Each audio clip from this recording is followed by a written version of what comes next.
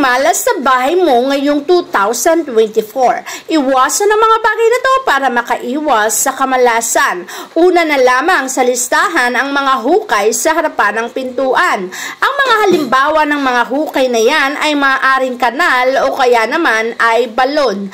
Ang mga hukay sa harapan ng bahay ay hindi maganda. Maaari itong mag-attract ng kamatayan, pagkakasakit o pagkawala ng isang miyembro ng pamilya. Kaya naman kung may mga hukay sa harapan ng pintuan, mas mainam na ito ay iyong takpan, alisin o tanggalin na lamang para hindi makapagdulot ng kamalasan. Kung ayaw mong sapitin ng kamalasan na to, alisin ang mga hukay na yan sa harapan ng pintuan mo. Pangalawa sa matindi ang nabibigay na kamalasan ay sa mga taong nagtatrabaho sa bahay. Ikaw ba ay may online job kung saan sa bahay ka nagtatrabaho, ngunit ang desk mo ay nakatapat sa pintuan o kitang-kita ang pintuan ng CR? Alam mo ba, ang mga desk ay hindi dapat nakikita ang anumang pintuan, mapa CR pa yan o mapa main door. Dapat ang nasa likuran mo ay solidong wall. Mas mainam na may wall para meron kang solidong tatanggapin na biyaya sa iyong buhay. Hindi maganda na nakaharap sa kahit anong pintuan. Huwag mo ring hahayaan na ang orasan sa iyong tahanan ay sira o hindi na gumagana. Ang sirang orasan ay maaari ding magpahinto ng takbo ng oras sa iyong buhay. Kapag huminto ang takbo ng orasan na yan, ay hihinto rin ang blessing o kaya naman ang mga bagay na dapat darating sa iyong buhay ay hindi na magaganap. Ito ay magiging stagnant. Ito ay magkakaroon ng paghihinto.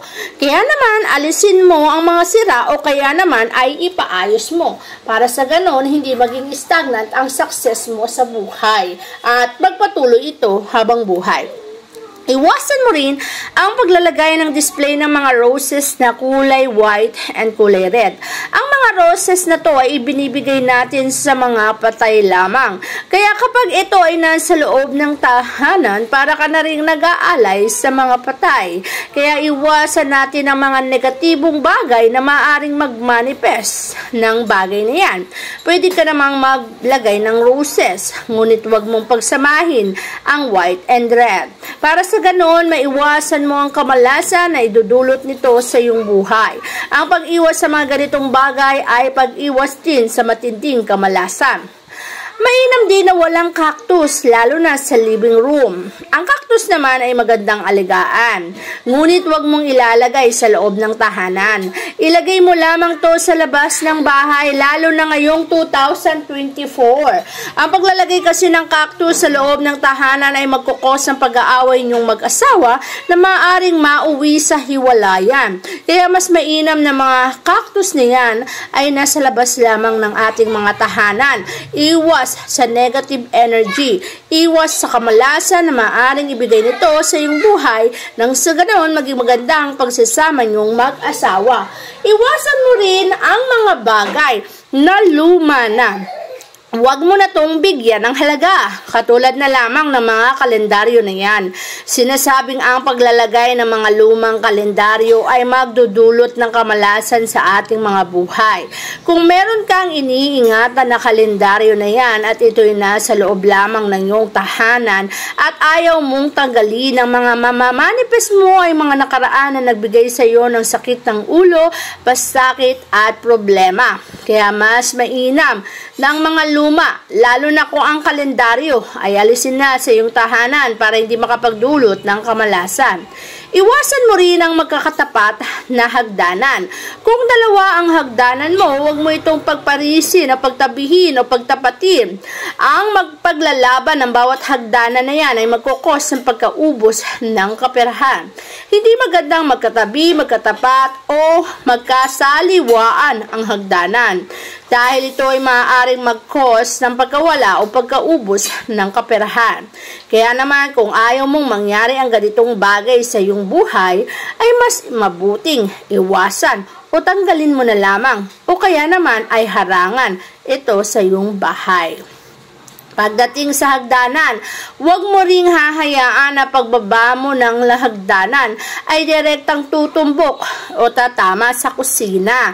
Ang kusina kasi natin ay abundance and prosperity ang binibigay sa ating buhay. Ngunit paano na lamang kung ito'y nakadirektang nakatapat sa ating mga hagdanan? Maaari itong magbigay ng malaking problema sa ating mga buhay. Ang malaking problema na yan ay magdudulot din ng matinding stress at matinding kamalasan sapagkat ang apoy ay naglalabas ng negative energy. Fire element ay hindi dapat nakatapat sa hagdanan. Huwag mo ring hahayaan na maglagay ng mga dried na halaman. Kung dried na o patay na, palitan mo na agad. Anumang bagay na hindi na maganda sa ating mga paningin, anong bagay na hindi na nagdudulot na maganda, ay dapat mo nang tanggalin at alisin sa ating mga tahanan. Sapagkat maaari itong magbigay ng matinding kamalasan. At kapag ito'y nagbigay sa iyo ng matinding kamalasan, maaari kang mamproblema sa iyong buhay. Maaari kang magkasakit, mawala ng pera o magkaroon ng pinansyal na problema. Kaya alisin ang lahat ng uri ng patay na sa loob ng bahay, lalo na ang mga halaman. Pagdating naman sa salamin, hindi magandang ito'y nakatapat sa hagdanan. Kapag nakikita ang pagbaba at akyat nyo sa hagdanan na yan, kung sino mang tao na yan, ay maaaring magkasakit at magkaroon ng problema pagdating sa health. Ang salamin ay hindi dapat nabablock o hindi rin dapat nadadaanan o hindi dapat nakatapat sa hagdanan, sa kwarto, kahit saan paman, lalo na kung sa main door. Mas mainam kasing wala itong natatapatan para wala kang magiging problema. Mas mainam na iwasan ang bagay na to para makaiwas ka rin sa anumang kamalasan. Huwag mo ring hahayaan na pagdating naman sa iyong higaan, may bigat sa iyong harapan. Anumang bigat na yan, mapailaw, electric pan, cabinet o kahit ano, ay magkukos at magmamanifest ng bigat sa buhay. Mararanasan mo ang bigat ng pakiramdam, ang bigat at problema na sa iyo ay idudulot ng ganitong sistema sa buhay.